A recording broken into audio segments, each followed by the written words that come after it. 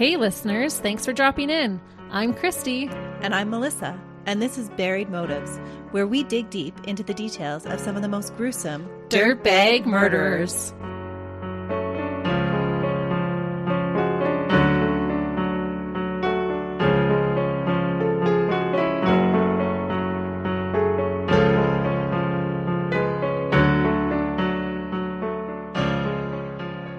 Hey listeners. Welcome back to Buried Motives. We're glad you're joining us this week. Christy has got a case for us. I do, and I'm going to begin with a question that could be rhetorical. But listeners, what do you envision when I tell you to think of a French maid? Beauty and the Beast. What? That's where your mind goes? Yes. Okay, mine did not go PG. There's the little dust feather thing on Beauty and the Beast. I know. But I did not immediately go to Beauty and the Beast. I am almost certain that the case I'm going to tell you about today, about two actual French maids, is not going to match the vision you have in your head right now. It does not include short little skirts and feather dusters. Oh no. This case happened in France in the 1930s and took not only France, but the world by storm. And a little side note, I will do my best with the pronunciations, but please don't come for me if I say something wrong. We do try our best. I did look up the pronunciations, but that still doesn't guarantee I will say all of the French words correctly. It's always a struggle. And just because Canada's second language is French, doesn't mean we all speak French. Not fluently enough to get all of the words properly. And France French is different than Canadian French. Absolutely it is. Today's case is going to have us questioning if someone can simply reach a boiling point and lash out in the most brutal of ways. Can the pressure build until it reaches an explosive state? Or is snapping in the heat of the moment just an excuse when someone's inner dirtbag finally rears its ugly head? This case has also been used in debates about the divide between economic classes. As you may have gathered, this case is a couple killing. This time, I am covering a case of two sisters who had a rough start in early 1900s France. Two women who went from common obedient to murderesses in what seemed like a split second. Oh man, did they do in their boss? They do. Many people have dreamt of it, but these two women actually do it. And was their boss awful? Well, I'll let you be the judge of that. To start this case, we need to start with the parents. This is not a romantic love story by any means, and both were terrible people. In 1901, a man named Gustave Papin met a woman named Clemence Dare. Gustave worked in his father's cloth mill and was around 26 at the time. He was born near the end of 1875. But I could not find a birth date for Clemence, so I'm unsure how old she was. Clemence worked in a seedsman's shop. So they're both working class. Yes. It seemed like their relationship was pretty brief before Clemence became pregnant. In 1901, an unwed woman would have been an unbelievable scandal, so despite not really wanting to, with Clemence being 4 months pregnant, the pair were immediately wed. The report said that Clemence was pretty much forced to marry the father of her baby, but I am unsure how he felt about it. From what I did read, it sounded like Gustave had real feelings for his new bride.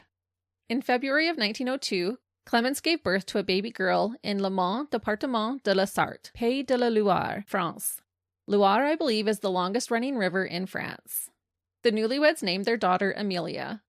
Gustave got a job working in a sawmill, and so the young family moved to a village named Meringue in 1904. 4 years after their first child was born, Clemence became pregnant again and gave birth to a second daughter on March 8, 1905, whom they named Christine. By all accounts, Clemence was not the motherly type. There isn't any records of how she had dreamt her life would turn out, but being tied down as a wife and a mother was not it. And it showed in the way she treated them. She was described as not being very maternal. Having another baby was too much for Clemence, and so, at her bidding, they sent their infant daughter to live with Gustave's sister, Isabel, and her husband. Christine would live with her aunt and uncle for the first 7 years of her life.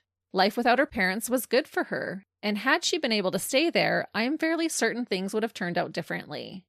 One report said that Amelia would stay there too, but I'm not sure if that was just sometimes. Back at home, things were not all sunshine and rainbows in the Papin home, despite having one less child to care for. Clemence began to have an affair with the man she worked for. The milkman? No, the seeds man? The seed man? The seed man. I'm assuming it's the same man. Actually, it might not be the same man because they did move. Okay. But whoever she was working for at the time, they started to have an affair. Which would have been quite the scandal. Oh, absolutely. Gustav found out about the affair and was rightfully upset and demanded the affair to stop. Again, this was a time that divorce would have been more looked down upon, and it would have been extra humiliating for a man to have his wife stepping out on him. Clemens didn't want to be with Gustav from the start, and so she continued to bump uglies with her boss. Gustav suspected that the affair wasn't over, and so he decided that he was going to get a job in a different city so he could pack up his family and move his wife far enough away from her lover, so the infidelity would have to end. To no surprise, Clemens refused. She threatened Gustav that she would take her own life if he tried to move her, and so they stayed in Le Mans. No way. Mm-hmm. That would have been so difficult for him to just put up with. Yeah, I can't imagine. He was kind of in an impossible situation. And did that spoil over to their family life? Oh, absolutely it did. To cope with his situation, Gustav began drinking more heavily. It did not take long for alcoholism to take a hold over him. The parents would fight, and the girls would feel caught in the middle. Despite their issues, Clemens became pregnant a third time. On September 15th, 1911, Clemens gave birth to a third daughter, Léa. It had worked so well giving her baby to someone else to raise the last time that she decided to do it again, this time giving her baby to Clemens's brother to raise when Léa was 2 years old. Léa lived there until her uncle passed away. Some of you might be wondering if Léa was actually the boss's baby, but Léa and Christine grew up to look almost like twins, so I think they came from the same gene pool. That being said, there were rumors that Amelia was not actually Gustav's child. And then they had to get married anyway? Mm-hmm. Ooh. That was just a rumor I could not confirm nor deny. Seems like Clemens has a little bit of a pattern of her behavior. It did seem that way because she knew that her husband knew about the affair and she was refusing to end it. So I thought naturally people would think the third baby would be the boss's, but I really don't think she is. They just look too similar. Yeah, almost identical. Okay. The following year, in 1912, when their firstborn daughter, Amelia, was 10 years old, Clemens claimed that she discovered that Gustav had been sexually assaulting Amelia. Clemens immediately left the relationship and divorced the man whom she never wanted to be married to in the first place. The divorce was finalized the following year in 1913. And were the allegations true? Well, I said claim because he was never officially charged, but by all accounts, it sounded like he did. But I can't say 100%. Okay. And so she just found out about it and then left right away. Immediately left, started filing for divorce. It was finalized the next year. Gustav had nothing to do with his children after this point in their lives. On Find a Grave, he is listed as possibly buried or lost at sea. So we just kind of lose track of him after this.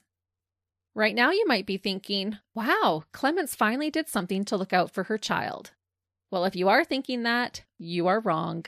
I think she used it just as an excuse to get rid of her husband. She probably didn't care at all about her kid. Well, that did cross my mind. But possibly she did believe it because Clemens didn't remove Amelia from her dirtbag pig of a husband to protect her. Oh no, she removed her to punish her. What? She was jealous that her daughter was being sexually abused? Yes. Clemens blamed her daughter for making her husband cheat on her. She fully believed that her 10-year-old child had seduced Gustav, a grown man in his mid-30s, into having sex with her. No way. Isn't that the pot calling the kettle black? Because she had already been stepping out on him? Absolutely. But this was even a whole different situation. Her husband was a pedophile and he raped her baby girl, and she got angry with her daughter. She's blaming your daughter and accusing her of being promiscuous when it's her that's the promiscuous one. Yeah, this way of thinking just blew my mind because as a mother, your mama bear instincts would kick in and you would want to rip this man apart, not punish your daughter for being abused. That's such backward thinking. It really is. But it does happen. It's so sad. Yeah, I don't understand that at all. I also wondered, since they did see the other two daughters, was he doing similar things to a second daughter, Christine, who would have been around 7 at the time? She wasn't living with them, but he would have still had access to her. Oh. So my thinking is that if he was doing it to the 10-year-old, he probably was doing it to the 7-year-old. But there's no official reports of that. That's just my speculation. Okay. Regardless, since Clemence viewed her daughter as the other woman, she felt like she needed to teach her a lesson. She did so by sending her to live at the Bon Pasteur Catholic Orphanage and House of Correction. Out of spite, she tore Christine out of Gustave's sister's home and sent her to the convent with Amelia. I assume so Gustave could not see her either. So was it protective or just vindictive? I think it was to punish her husband. Okay. This orphanage was known for its strict discipline and hard work. Amelia had been living with a pedophile, alcoholic father, and a dismissive, neglectful mother prior to this, so she actually thrived in her new environment. It was a step up. It was. It could have been the first time she felt safe and seen.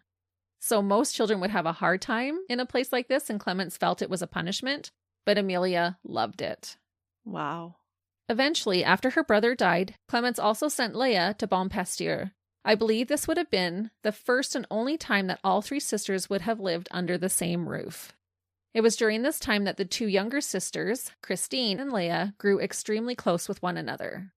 Clemence made an agreement that the girls would stay at the orphanage until they turned 15 years old. Which is actually pretty old for that time. It is. And she didn't pick this number because she felt like she could handle them better at a more self-sufficient age. Instead, she picked this age because when they turned 15, she could start making money off of them. They could be sent to work. Yes. During this time in France, and likely in a lot of other places, parents could send their children to work in other people's homes and collect the money for the work that their children earned, up until the age of 21. Oh. The boys, I would assume, could get hired as farmhands, and the girls would be hired as domestic laborers, as was the case of the Papin sisters. So they went off to become French maids. Yep. In 1918, 16-year-old Amelia decided that she wanted to enter the convent and become a nun. When she did this, she was said to have distanced herself from her family and lived out her life as a nun. I did not find any other information about her after this, but I hope she lived a good life. She had already had such a hard life to begin with. Yep, and 16 was the age that she was allowed to make that decision, so she went for it. Okay. Christine, who felt close to and looked up to her older sister, also felt like she was called to enter the convent, but Clemence forbade her. My assumption is that with her oldest child, since she viewed her as a serpent, she likely thought she needed it. But since Christine hadn't seduced her husband, she wanted to make money off of her instead. That's evil. It is. She's such a dirtbag. Again, as moms, you want what's best for your children. And had Christine become a nun, we would not be talking about her today. I'm assuming. I've learned you never say never, but the chances are really low. The orphanage had trained Christine to be a hard worker. They taught her to be an immaculate house cleaner and a good cook. You know, all the things that make a woman valuable. Man, I am lacking. Hopefully you picked up on my sarcasm. Christine was reported to have a little bit of a rebellious nature and would sometimes push back, but her skills were deemed valuable. When Christine was old enough, her mother sent her to work in various homes as a live-in maid. People were generally happy with Christine's level of work and would want to keep her as long as they could. She was especially good at cooking. Christine would switch employers when her mother decided she wanted to earn more money off of her daughter's back and would have her switch to a higher-paying home. Clemence relied on her daughters to earn money to support her. Having little regard for their well-being, she no longer had a husband, so she must have felt the kids she had might as well be useful to her. So she wasn't working herself? That I'm not sure, but she was collecting all the money that the girls were earning. And so that just left them destitute and having to continue to work because they needed a roof over their heads. Right. Clemence didn't even have to house them. It was a perfect thing for her. They went straight from the orphanage into the house that they were being employed at. Eventually, Léa was taken from the orphanage and sent to work as well. When they could, the sisters would work together in the same home. Christine was definitely the more dominant of the two sisters. Léa was said to be quieter and more submissive than her older sister. Christine was described as much smarter than Léa, so Léa just kind of shadowed her sister. When the girls got old enough, they continued to work as domestic servants, except now they could collect their own paychecks. And what happened to their mom after they turned 21? There's differing reports, but it seems like they had just minimal contact with her. Okay. In late 1926 or early 1927, when Christine was 21 years old, she began working for the Lancelin family. They lived in the city of Le Mans and were very wealthy. They ran in the most elite circles and were admired for their lifestyle. The man of the house was Monsieur René Lancelin. He was a retired lawyer. He was married to a woman named Léonie, and together they had 2 daughters. Their eldest daughter had been married and was no longer in the home, but the youngest daughter, Genevieve, was still residing in their home at 6 Rue Brouillet. Although an adult, she hadn't been married off yet, I guess, so she had to keep living with mom and dad. They lived in a beautiful and elaborate 3-story townhouse. 2 months after Christine moved in with them, they decided they would hire a second maid. Christine suggested her sister, 15-year-old Léa, and since the Lancelins were so happy with Christine's work, they hired Léa. The Lancelins stood out as different to the sisters because they treated them better than some of the other places that they had lived in and worked at. They let them eat the same food that they ate, which was not common. Usually they would get scraps. They gave them a heater in their room, and they paid them both a good wage. Interestingly, it was said that Léonie was the reason that Clemence no longer took her daughter's wages. That she stuck up for them? She did. Léonie told her it was not happening and that she would pay her servants directly. She would not be giving Clemence 1 red cent.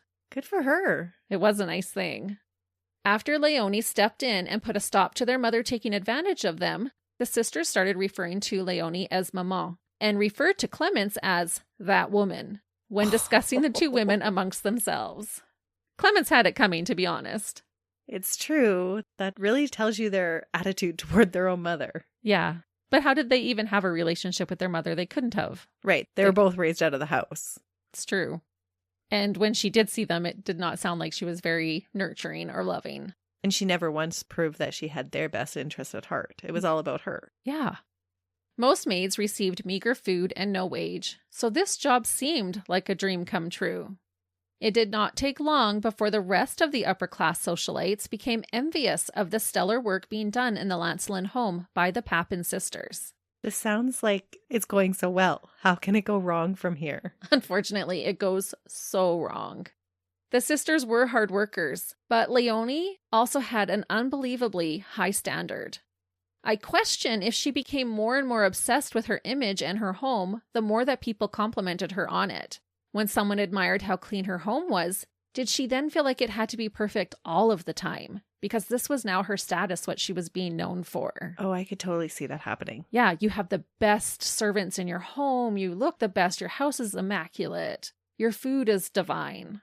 And so you just have to keep that appearance up. Right. So her expectations became more and more unrealistic. Although it seemed from the outside looking in that the Lancelins were more than generous to their servants, things would slowly become more and more toxic. Firstly, right from the start, Mr. Lancelin would not speak to the sisters, and they were not to speak to him. It was said that in the 7 years that Christine and Léa worked for the family, they never spoke to Mr. Lancelin once. It's actually not hugely shocking to me. If you consider the time, taking care of the house was a woman's job, and it was the woman's job to give the servants the orders. Right. But in 7 years, not even a hello? I found that kind of weird. But it possibly indicates that he felt they were beneath him. Mm-hmm. Madame Lancelin, or Léonie, would speak to the sisters, but often even she would just write down their daily tasks on paper for them to read to avoid speaking to them. The sisters were allowed to speak to Léonie and her daughter Genevieve, but only when spoken to first, which would only happen on rare occasions. One report said that Genevieve would sometimes talk to Léa, which actually made Christine extremely jealous.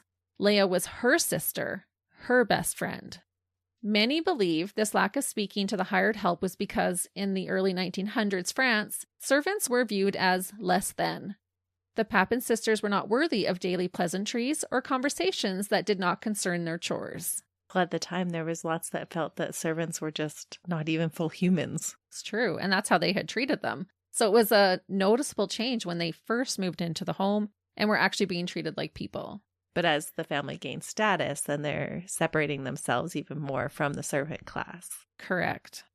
Léonie would walk around the house each day to inspect the work that the sisters performed. She would put on a literal white glove and slide her finger across the furniture and other surfaces to see if she could collect any dust. Please, nobody come to my house and do that. My little inner rebellious spirit is like, I'd want to hit her with my duster over the head, because how dare you? As you're out having tea and I'm on my hands and knees scrubbing your floor. I would not have made a good Cinderella. The sisters had to make sure that the family's clothing was perfectly pressed so that they could look their best at all times. Apparently, if the sisters fell short, Léonie over time became violent towards them. This is really turning. It really is. For instance, if she found dust on her little white glove, she would order one of the sisters to come to her, and then she would grab them by the head and smack it into the wall. Oh. They wouldn't fight back. They would just go up to her knowing what's going to happen, and she'd grab them by the head and slam them into the wall. And they just stayed because they were making so much money? Like at this time, they're handling their own finances. Couldn't they start looking for a new job? Most places did not actually pay a decent wage. Most places didn't give you good food, and you had to sleep in a cold room. Okay, so that's what I meant. The money was that good that they were willing to put up with this. Right. Or the security of that job was that good. Yeah.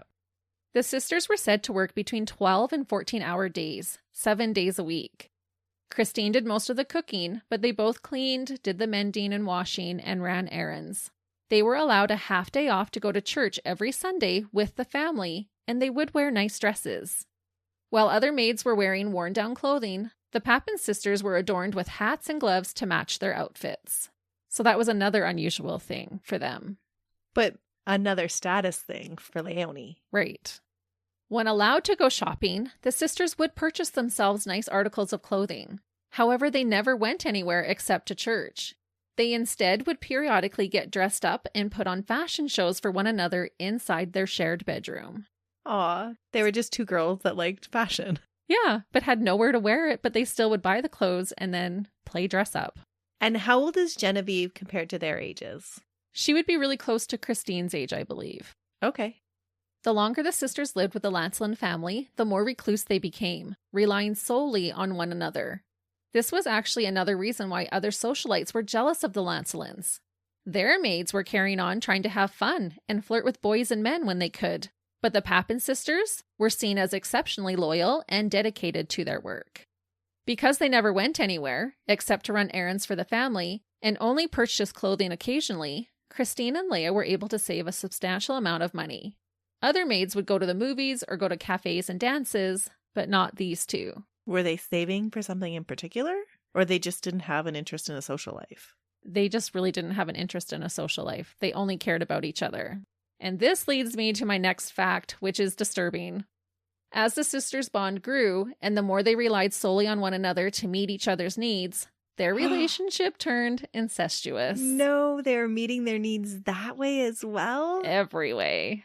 Oh. They spent all their free time locked up in their bedroom together. No wonder they wanted to stay in the bedroom together then. Mm-hmm. And it shines a whole new light on those little fashion shows they were putting on for each other. And did the family know about this? They were suspicious, but did not know. They couldn't say for sure. I've heard about sibling incest, but I don't think I've ever heard about same-sex incest between siblings. Especially not in the early 1900s. It would not have been talked about at all. No, but honestly, I can see how it would happen. They have no interaction with anybody else. They're locked up in a bedroom and they're teenagers. They have hormones and all those same sexual curiosities that any other teenager would have. Right, and they've never had anyone else in their life that they can rely on. This is it for them. Right, so that's their safe person. Right. A safe person to explore with. Yeah. Interesting. Yeah.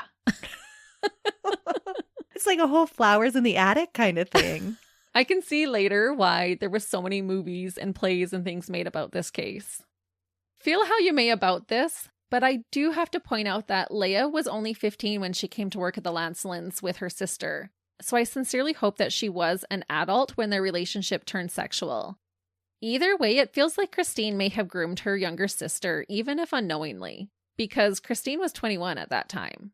And it does make me wonder about your previous point of maybe she was sexually abused as a child as well, because sometimes children that are sexually abused when they're young do seek validation sexually. When they get older. Mm-hmm. Yeah, I kind of feel like she probably was. Christine also claimed that after seeing a medium, she believed that she had been her little sister's husband in a past life. Okay, that just threw me for a loop. Yep. What? Yeah, she did. She's like, no, we are connected through all the lives, and I was her husband last time. That's just her psyche giving her an excuse to make this okay. Possibly. I just feel like psychology experts could have a field day examining this case. There's so much going on that way. Wow. As I mentioned, the two sisters looked eerily alike. People said that as time went on, it was like they morphed into one person. Léa would shadow Christine, and Christine's viewpoints would become Léa's. They did their hair the same and wore similar clothes. The tension and divide between the Lancelin family and the Papin sisters quickly grew. Léonie's abuse towards the sisters increased, resulting in the sisters always being on edge.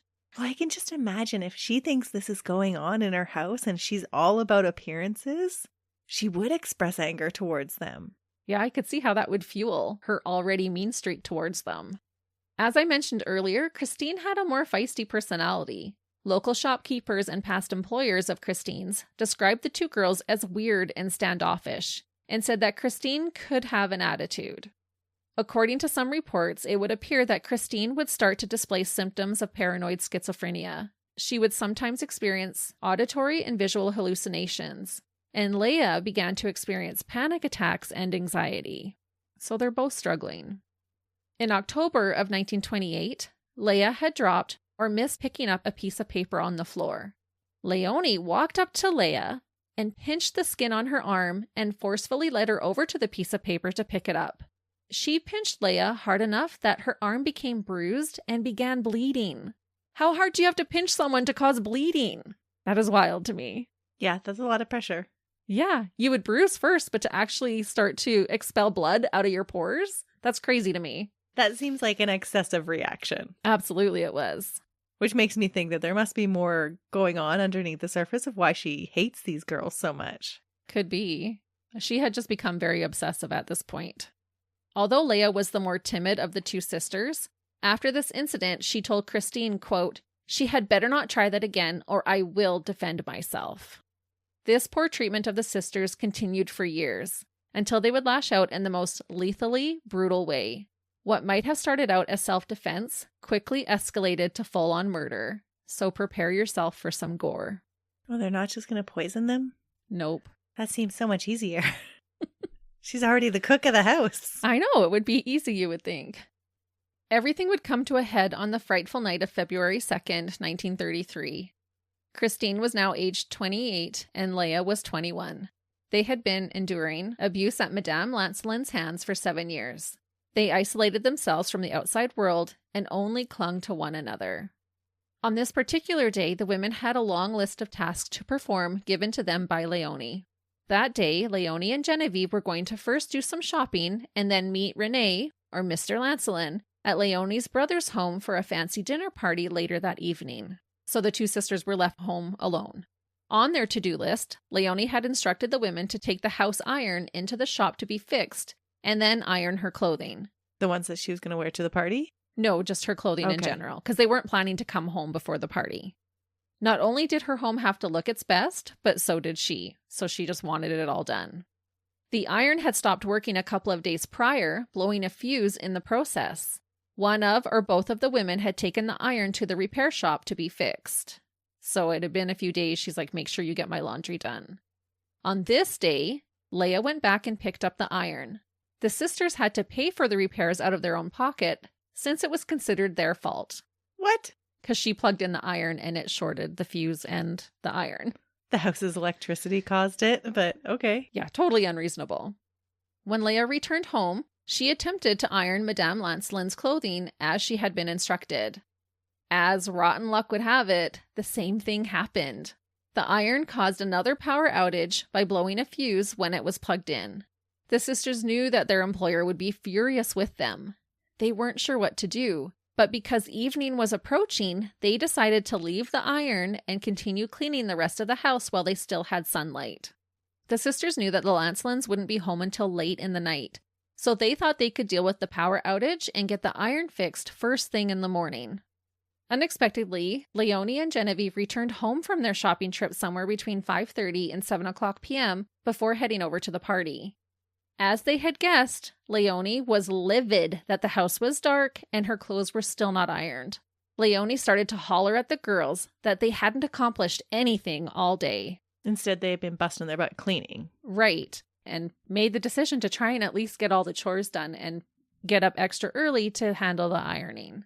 Right. It wasn't like they were slacking off. They had a plan for how to get everything done. They just hadn't accomplished it. Right. They knew that if they had taken the time to take the iron back and to get the fuse fixed, that there would no longer be time to clean. But Leonie didn't see it that way. She thought they were just being lazy. She likely thought that, oh, we were out all day, and so you took the day off. I can see how she would assume that because she wasn't there to oversee what they were doing. So she just assumes that they were being lazy. Right, and taking advantage of her. Mm-hmm. Christine tried to explain what happened, but Leonie refused to listen. We know that Leonie could get violent with the girls when her unrealistic expectations were not met, and this was no exception. It was said that Leonie lunged at Christine and started to beat on her. Christine later said that in an effort to defend herself, she grabbed a pitcher made of pewter and smashed it over Leonie multiple times. Genevieve was horrified by this and started to attack Christine to try and help her mother. It would be instinct to protect your mom. Oh yeah, if someone was hitting my mom with a pewter jug, I would jump in. Uh-huh. Don't worry, Mom, I got you. Leah was in the kitchen, which was located downstairs. When she heard the commotion going on, she ran upstairs to see what was happening.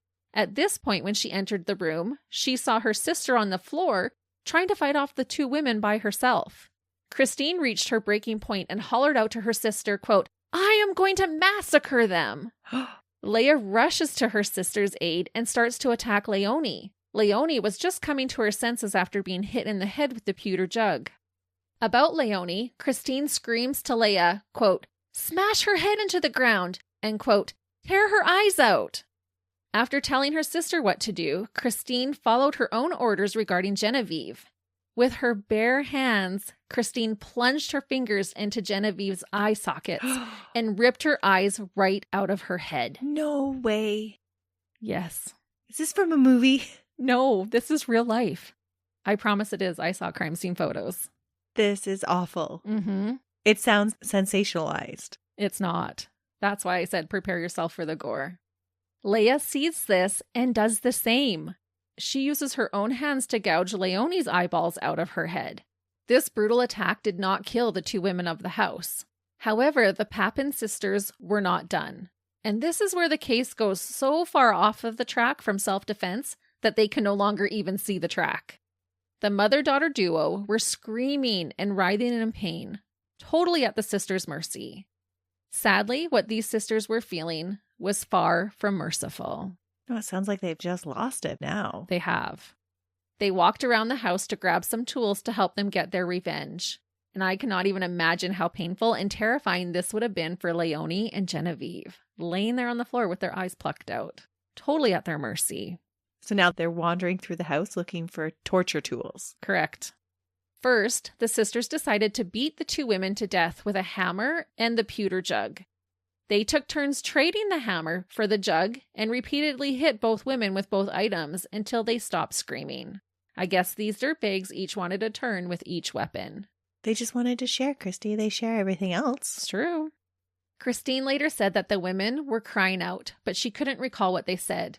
In court, she said, quote, "The victims began howling, but I don't remember their actual saying anything." Presumably dead, Christine and Leah next took a knife and began mutilating their bodies with it. They targeted their buttocks and their legs, and some reports said their genitals were also cut. For some odd reason, the sisters also took some of Genevieve's menstrual blood and smeared it all over her mother, Leonie. No way. Mm-hmm. How did they know it was her menstrual blood? It sounded like they had used a baster and had sucked some of the blood out. What? Yeah. That's just, I only read that in one report, so I wasn't going to put that in there, but yeah. Like it wasn't like they took her peri pad and shoved it in her face or something like that. No, they were taking her actual blood. Out of her body with a turkey baster. Is what it sounded like. That is... How did you even come up with something like that? Well, Christine alluded to the fact that they were treating the women's bodies the way they would have prepared rabbits for cooking. It was assumed that the blood was representative of basting the animal. So I think it was, you've made me cook this dish so many times, this is what I'm going to do to your body. But to collect it from Genevieve's body? Yeah. So disturbing. I am speechless. The entire attack took 2 hours. Wow. That just speaks to how much mutilation was actually happening. And how much rage they had to maintain throughout that to keep doing it. It's true. As I mentioned, there are crime scene photos of how these women were found, and they are shocking. I am not talking little hesitant cuts. They were huge slashes across their legs. Ugh. The sisters had hit them in the head with the hammer so many times that when their bodies were found, they were unrecognizable. I'm actually surprised that these photos are made public. When the sisters finished their handiwork, they cleaned up the scene, left the 2 bodies lying on the 2nd floor landing, and then headed up to their bedroom. Meanwhile, remember that the 2 women were expected to be at the dinner party. When they didn't show up, Mr. Lancelin grew worried. He decided to go home and check what was taking them so long. When he arrived, the house was dark and the door was locked. He rang the doorbell, but the maids didn't answer. He assumed they were busy cleaning and that his wife and daughter must be on their way, so he returned back to his brother-in-law's house. Mr. Lancelin was genuinely surprised that when he arrived back at the party, Leonie and Genevieve hadn't beat him there. This was extremely concerning to him. Yeah, no kidding. Yeah. Leonie's brother went with Mr. Lancelin back to the house. The house was still locked and dark, except this time he could see the glow from a candle warming a room on the 3rd floor, the room that belonged to the housemaids. They didn't even try to run? No. They just went back to their room. They did. What were they thinking? They weren't. The 2 men decided they needed to find help, and so they went and got the police to come back to the house with them. Which is a good thing. They probably would have killed them too. That's definitely a possibility. One of the officers was able to get into the house through a window. Christine had barred the doors because she didn't want her employer to come home and find his family how they had left them. So were they upstairs in their bedroom kind of conniving of, okay, what do we do now? How do we cover it up? No, they were enjoying themselves upstairs in their bedroom. Oh, they had gotten a little randy from their torturous ways. Yeah, it hadn't tired them completely out. Is that how they were found? Yes. Oh, my goodness. No way. Yes. Yes, you can't make this up, Melissa. What? But we'll get there really soon. Christy, you're telling me the movie version of this story, are you not? I promise you I'm not. Now you can see why there's so many things made. I'm going to talk about it, but there are so many things based off of this case in the media. They are upstairs in the throes of... Well, I think they had just finished. Wow. Okay, but let's carry on. So with her barring the doors so that Mr. Lancelin couldn't get in there, I wonder if they were planning to dispose of the bodies in the morning. Yeah, I assume they were upstairs, coming up with a plan. Not really. Mind you, I don't know what their small talk was. Maybe. That was their foreplay. Ooh. Gross. Oh my goodness. And that was what was top on their mind. Hey, we just brutally butchered 2 women and let's get it on instead of, what do we do? Well, in couple killings, that happens quite a bit, actually. It does turn them on. That is true. As much as we don't understand it, I guess it happens. I just keep forgetting to think of these 2 sisters as a couple. Right. But even sometimes with a lone killer, they can be sexually roused during the act of killing. It's true. And oftentimes their motivation, at least with serial killers, can change over time because of that sexual arousal that they feel with killing. Exactly. So now the 2 men and the officers are in the home. With an officer leading, at first everything seemed to be okay. They had entered through the kitchen away from the attacks. As they continued through the house, this officer shone his light on something on the floor. It was an eyeball. He ordered Mr. Lancelin to not come any further, but I believe he followed the officer to the discovery of his loved ones' bodies. He didn't listen. That would be so awful. I cannot imagine. The eye had rolled from the 2nd floor to the base of the stairs. When they went up to the 2nd floor landing, they found the 2 women at the base of the next flight of stairs. Everyone was horrified to see the 2 Lancelin women laying on the floor, mutilated without eyes. The eye that they had first found belonged to Genevieve. Her 2nd eye was found underneath her. Leonie's eyes were later found in the folds of the scarf she was wearing around her neck. Oh. Horrified, The officer initially thought that some crazed murderer had likely killed all of the women in the house. They crept up the stairs expecting to find the Papin sisters in a similar state. Instead, when they reached their bedroom, the door was locked and they could tell that a candle was lit inside. After pounding on the door and neither sister answering, the police broke through the locked door. Or waited for a locksmith, as some reports state, but I cannot imagine them just sitting there waiting. I also can't imagine their surprise when they discovered the two sisters cuddling in bed, completely naked with one another. So I'm assuming they had stopped their canoodling when they started banging on the door, but they were still naked hanging on to each other. I can't imagine that they called for a locksmith, or else the two women would have gotten up and surely gotten dressed by that point. Yeah, I didn't believe that either, but it wasn't a couple of the reports, but I believe they probably broke through the door. On the table beside their bed was the hammer. It was covered in sticky blood and had hair stuck to it. Oh. Christine and Léa remained calm and freely admitted to killing the two women while trying to defend themselves. They were allowed to dress before being arrested. Both decided to put on a kimono. That's an odd choice to go down to prison in. Yeah, and this is February. It was very cold at the time. A kimono would not be that warm. It's just basically like putting on a robe. A silk robe, right? Yeah, they finally just wanted to go out in style, I guess. Maybe they knew their pictures were going to get taken. Yeah, I don't know. They didn't seem to be very vain girls, though. Needless to say, the news of this double homicide took France by storm. Many people were calling it the crime of the century, and others were more concerned with the fact that the two sisters had become incestuous. This case also caused uproar between house staff and their employers. Many began accusing their domestic workers of plotting against them. The elite, who previously felt like their hired help were beneath them, were now looking at them with a fearful eye. The two sisters were housed in different jails for 8 months as they awaited trial. Christine did not handle being away from her sister very well. It was said that she would pace back and forth in her cell and call out for her sister. She was clearly obsessing over Léa. At one point, Christine attempted to claw out her own eyes. She was immediately stopped and placed in a straitjacket. The day after this unhinged attempt, Christine tried to take back her statement about Léa being involved in the crime. She now was saying that she acted alone. I wonder if she was really delirious at the time, or if it was an act to appear like she could go berserk at any moment, like she had when she murdered the Lancelin women. I wonder this because she pointed out to the police that the episodes were the same. Either way, the authorities didn't buy it. That is interesting. And was she trying to protect Léa then? By acting crazy and trying to say it was all her? Yeah, I believe she was.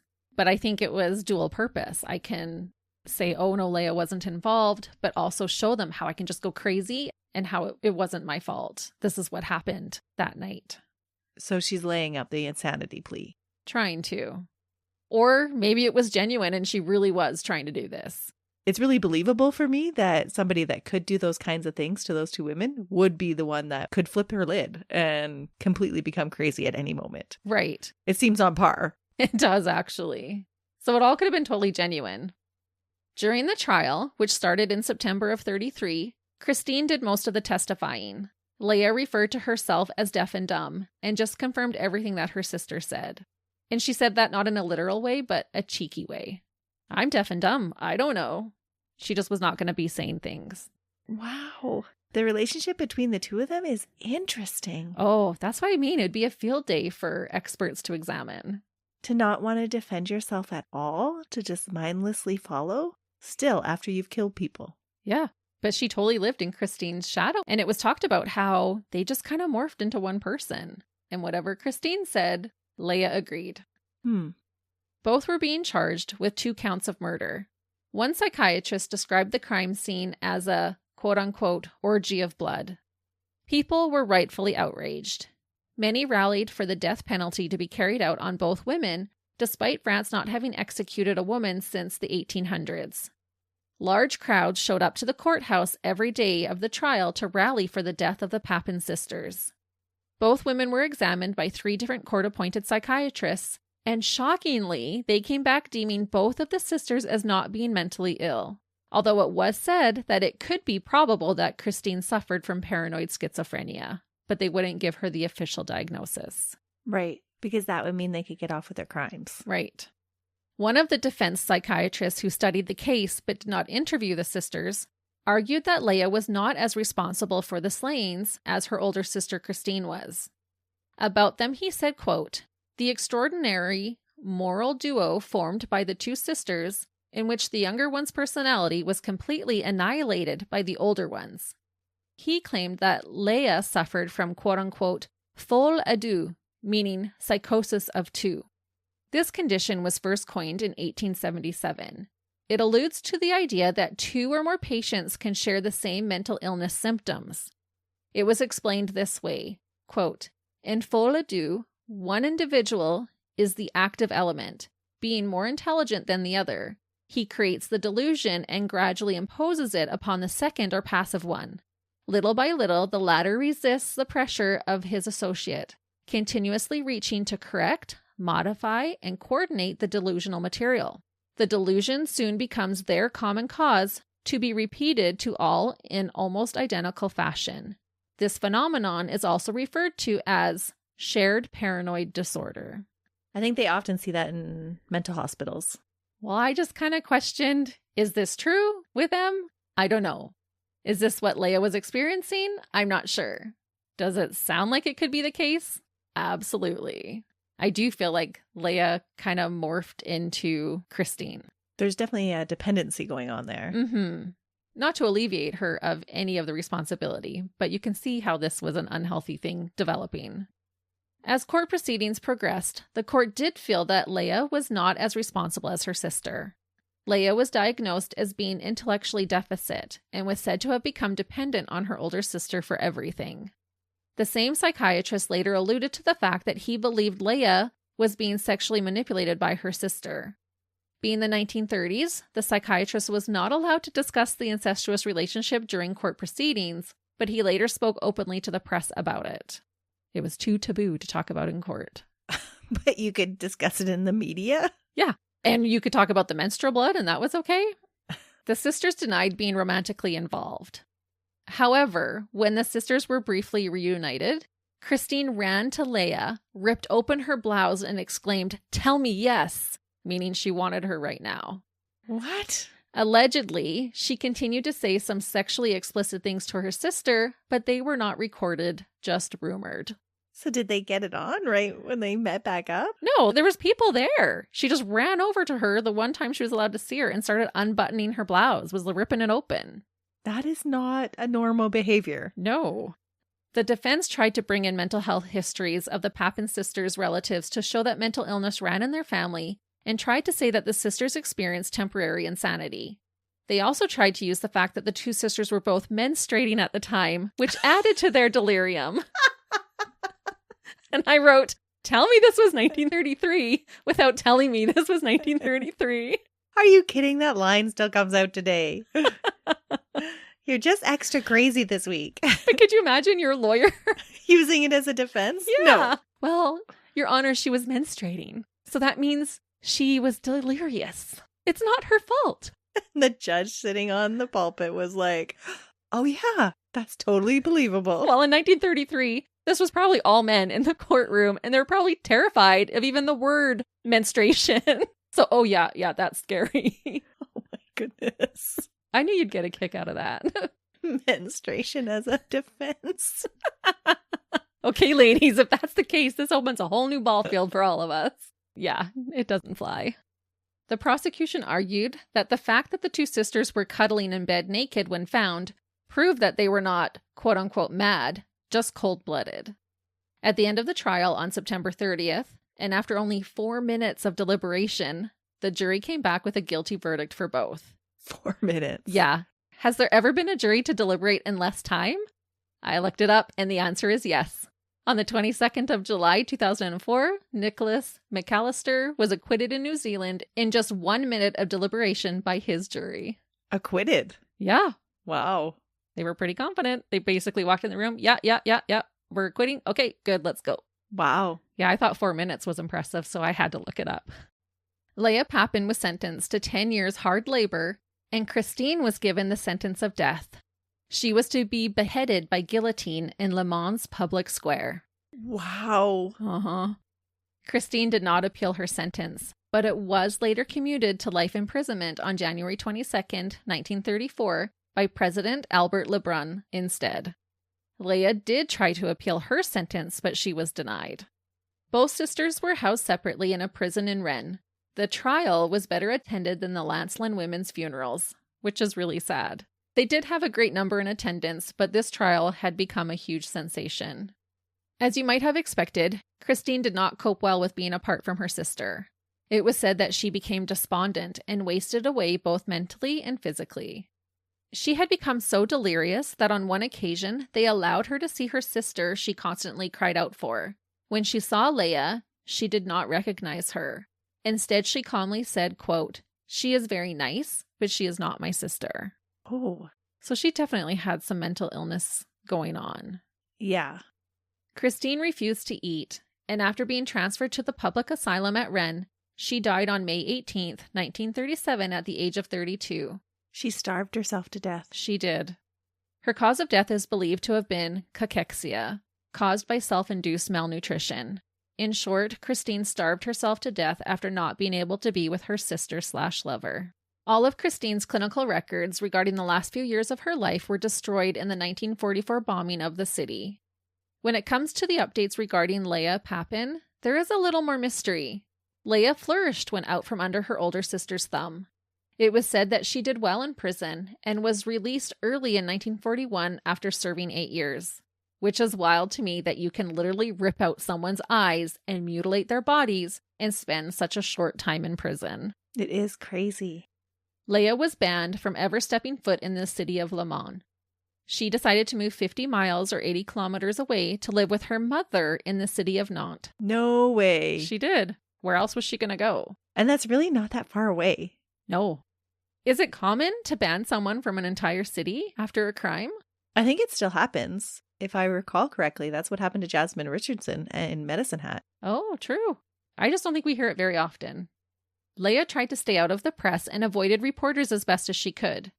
She changed her name to Marie and lived out her days as a chambermaid and cleaning lady.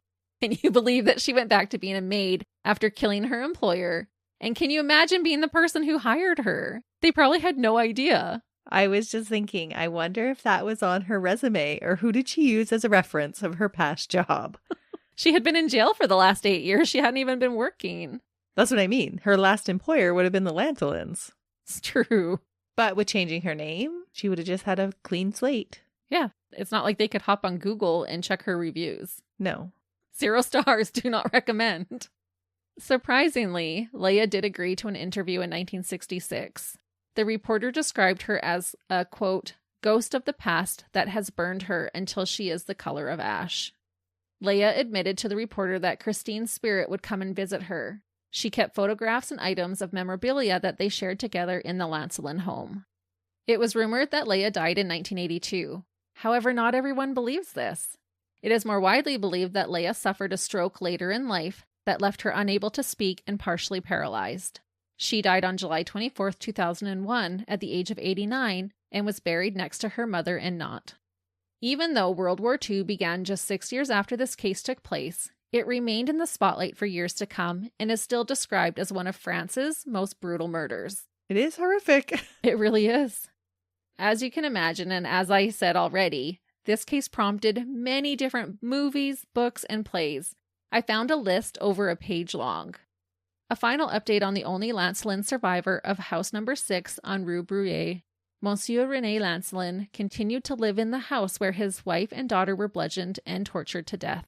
Apparently he tried to sell, but there were no takers.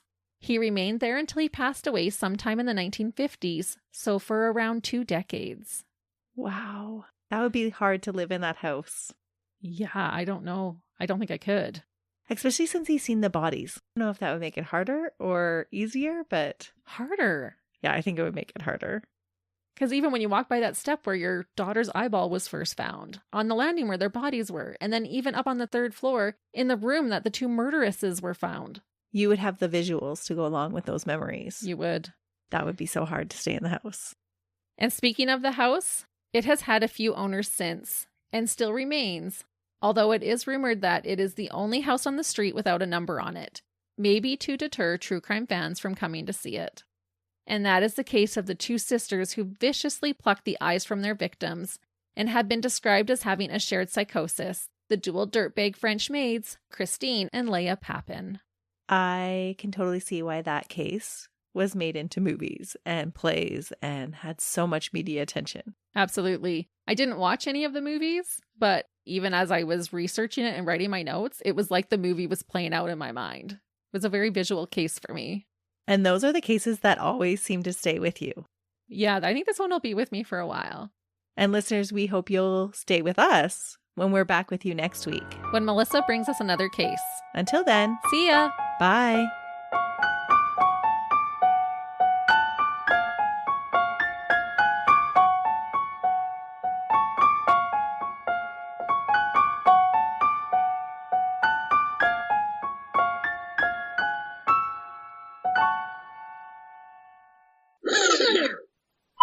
Do you want your heated blanket then? No, I'm good for this episode. Okay. I am so riled that You're warm? I'm not going to sleep today. I need to give you some chocolate. It's in the cupboard when we break. Okay. You can't ask that yet. What? But yes. I'm already putting it together, Christy. You've laid it out so perfectly. It's hard to like say those without putting a little bit of an accent Yeah. in there, but then I don't want to make it sound like I'm trying to like be French, but I'm not, but it sounds worse if you don't. Yeah. So I don't know. It is what it It is. sounded fine the way you said it. Okay. So what brought her back? Well, I will get there. Well, I'll promise you. No, I can't. Oh, You want me to jump a whole page ahead? I'm a speed reader. You don't want me to be a speed talker. Sometimes I do talk pretty fast. You do. And I'm like, oh, sorry, you guys. Watching court cases now is painfully slow if you leave it on regular Oh. speed. The only time that I even recognize that I've got it on a higher speed now is if I'm actually watching the video and you see all their hands going like this. I'm like, oh, it is faster, but it sounds normal to me. Léa lived there until her... Sorry. I thought you were laughing at me. No, I choked on my own breath. It's not so funny when it's you, is it? 'Cause that's I don't usually even know what me. happened. I wasn't even breathing, and all of a sudden I was choking. Well, maybe that's why you were choking, because you weren't breathing. Maybe. But it was... But I was... But it was... But has that... do they, like... I don't know how I'm saying. Incest between sisters? Right? But if they're not getting out any other way. Yeah, but sisters.